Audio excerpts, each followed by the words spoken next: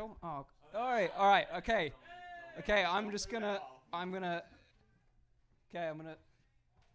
just be still as a stone. All right, what up? Hey, sorry about that. My name is Josh Wardle, and I made a game called Wordle, believe it or not, that went viral sometime last year, I think. And I want to tell you about it. So, about me. As Todd mentioned, I am an artist and a programmer. I used to work at Reddit. I did some like weird art projects there. One called The Button and then one called Place. These weren't really games. They were more like social experiments. They were really cool. Currently, I work at Mischief. They're an art collective based here in Brooklyn. Currently did the Big Red Boots. You may have seen. They were quite popular. And thank you. Yeah, so what I want to talk to you today about is the words that went into Wordle. Wordle went viral, and when people talk about the success of Wordle, I think one thing that doesn't get mentioned a lot are the words that make up the game, which I think are really important.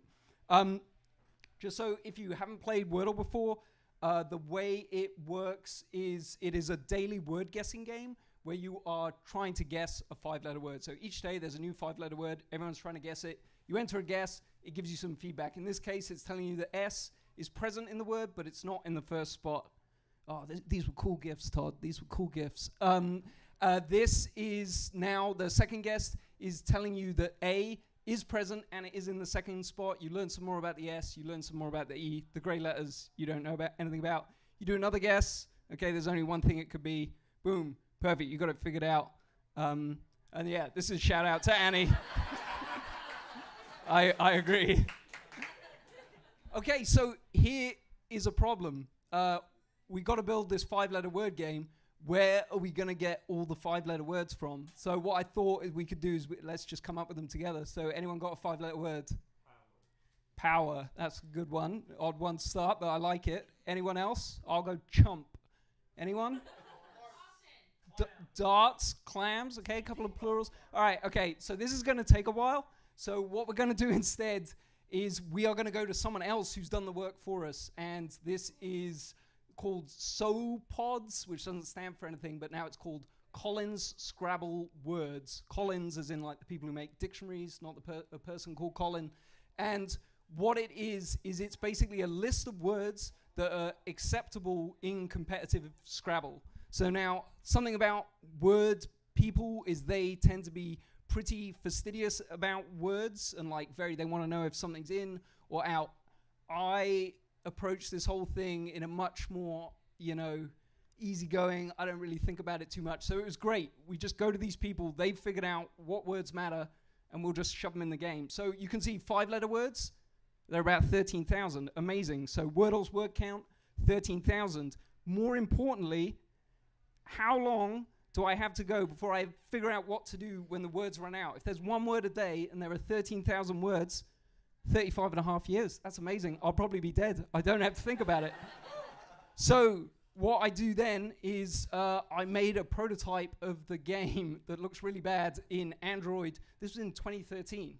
And this game was kind of bad. It was the core mechanic that I explained earlier of Wordle, but with one key difference. What it did is when you played the game, it just went and took one of those 13,000 words, 5-letter words at random, and that was the solution that you were guessing. Should be totally fine, right? But the problem is these are all valid 5-letter words in Scrabble, and I don't know what any of these mean. And so it became apparent that when this was a problem, right? It was clear to me early on, if you were going to play the game and the solution that you were guessing, the hidden word, was a word that you'd never heard of before, it would feel like you had been cheated, basically, by the game.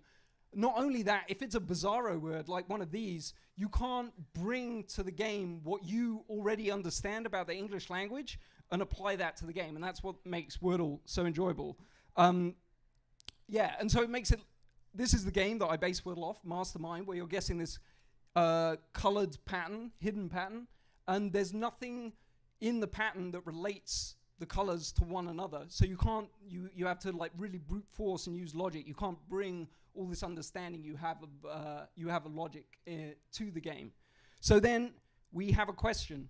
How do we identify the solution words. So I have this concept, we have the 13,000 words, I want to narrow them down to solution words. And solution words should be words that a human could reasonably understand or have heard of before.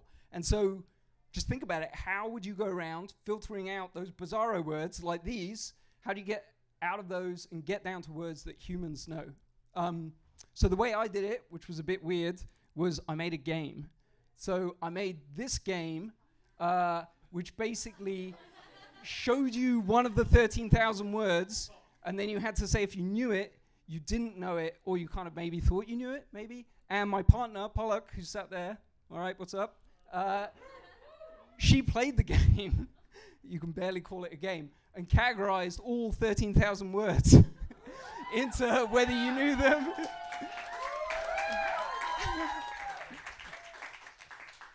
Which is amazing. So this gets us down. This gets us down to about 3,000 words. So of those 13,000 words, 3,000 of them are like reasonably comprehensible. Like what the hell's going on with English? But still got 8.5 years. That's fine. This is still in 2013. At this point, I just kind of forget about it. And don't do anything. We've got all the words. I got the prototype, but I just kind of go and do other stuff. And it wasn't until the pandemic, I think in the end of 2020, I was like, Pollock and I were playing a lot of word games together, and I was like, oh, I should dust out that old game, the prototype that I made, and you did the word filtering for, and I should actually make it, because I think it could be good. So this was, I'd learned web development. I'm better at it than Android development. So this was the first version of Wordle that I built. And yeah, she and I just played it together. It was just the two of us playing it for months, basically, and each day we play it, and it was really fun. And then through playing it, we realized in those 3,000 words, there was some words included that led to repetitive play patterns. Like you were incentivized to enter certain words because you knew that more often than not, the word would be a certain way. So that was often plurals or words ending with an S. So we went through, I just did dumb string matching, like if it ends with S, get it out. But you had to leave in words that end with double S because they're not plurals and they're really good. Swiss, if you play Wordle, Swiss is going to destroy you. So I'm really glad we had to make sure to leave that one in. We also discovered ED words. It was really common ending, and you could kind of get trapped in the situation where it's like ED, and then you're just iterating on 3 letters. It wasn't especially fun. So we removed those, and that gets us down to about 2,100 words. Still 6 years worth of words. And then we're playing, and I think I've shared it with a few friends and family members, and it's going pretty well. We're enjoying it.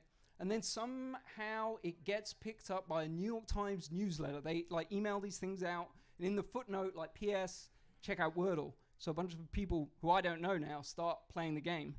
For some reason that I also don't know, it gets really big in New Zealand. New Zealand has a population of 5 million or something, and it's up there. Okay, so that should be great, right? A bunch of people playing the game I made. I don't know them. That's amazing. And then December 12th, 2021 happens. Okay, this is a fateful day. At this point in time, this December 12th, we're here. There's about 4,000 people a day. I don't know 4,000 people. So a bunch of strangers that I don't know are playing Wordle every day. And the Wordle that day is this. Masse. So a masse is a stroke made with an inclined cue in billiards imparting swerve to the ball. Neither Pollock, my partner, who did the filtering, or I know what masse is. So how did it become a Wordle solution word? Something's gone wrong. And now we have 4,000 people playing a day. I feel some sense of responsibility. What if another one of these comes up? Oh, yeah, that's a big thing. I don't know what word is going to come up each day because I want to play Wordle. So I can't look ahead and see what the words are. So we've got a problem. So we need to revisit the word list and but there's a problem. So how do we now validate that the manual filtering that we did was correct? And at this point, I'd thought about this problem a little more, and I found this thing, Google Books Ngram Viewer. So it's basically Google's digitized everything, obviously, and they do this thing where you can search books, English language books over history, and it will show you, kind of like with the search results thing, how frequently that word occurs, basically, the frequency. So we did that with all the Wordle words. we could, I wrote like a scraper that just goes and can fetch a ton of words, and then basically it gives you back a frequency. So the higher the frequency, the more common the word is, basically, in the English language, in books since the 1980s. So it's saying world, really common, shape, less common, quest, less common, limbo, less common, ascot, it's like a type of scarf, really uncommon. That seems great, right? So we'll just run that through all the words we've got in Wordle, and we can use this kind of double check our work.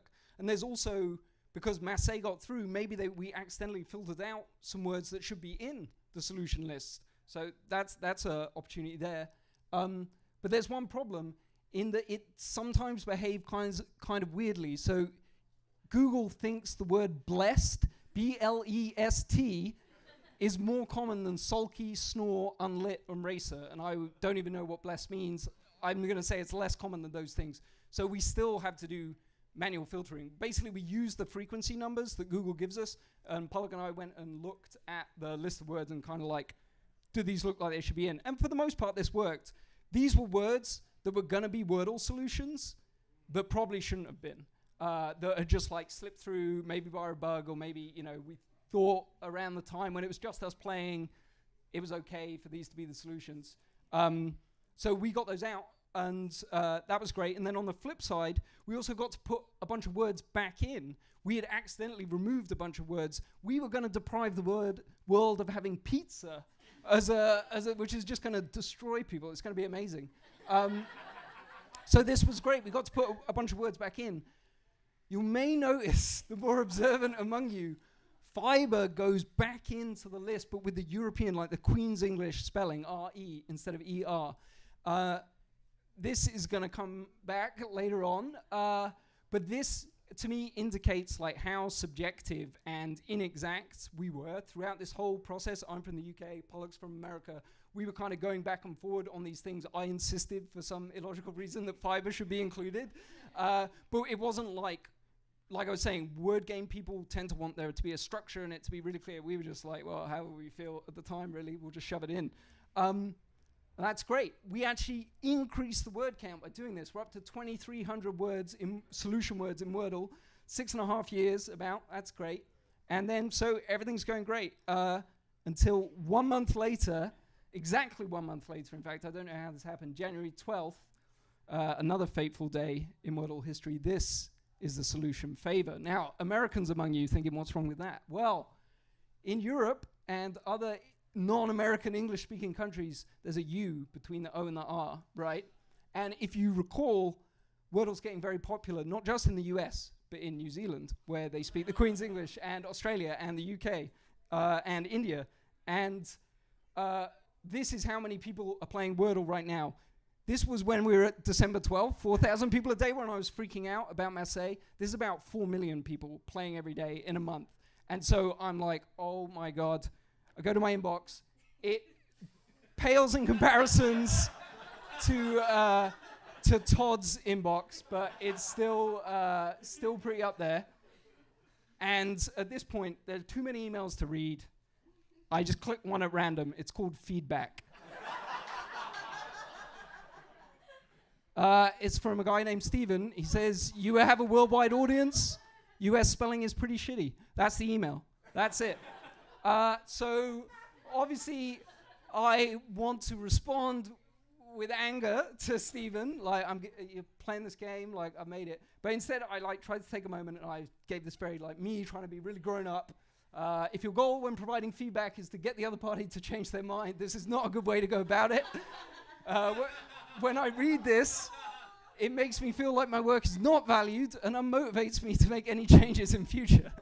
So this is me, I'm like very stressed, and this is me being like, trying to really manage the situation.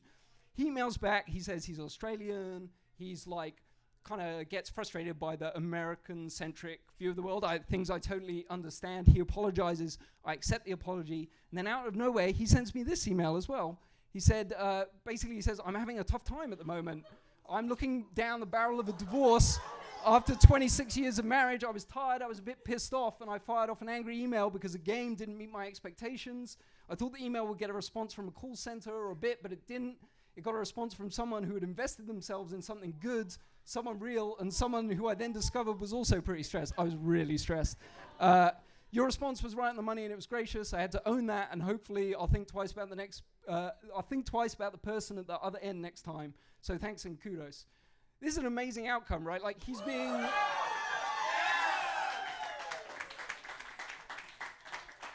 he's being incredibly vulnerable with me. This is amazing. Like, I emailed back being like, thank you so much for sharing. This is just what I needed at that moment in time.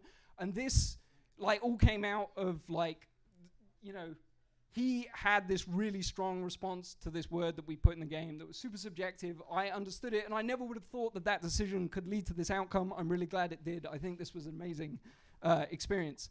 I also see in my inbox I have this this email.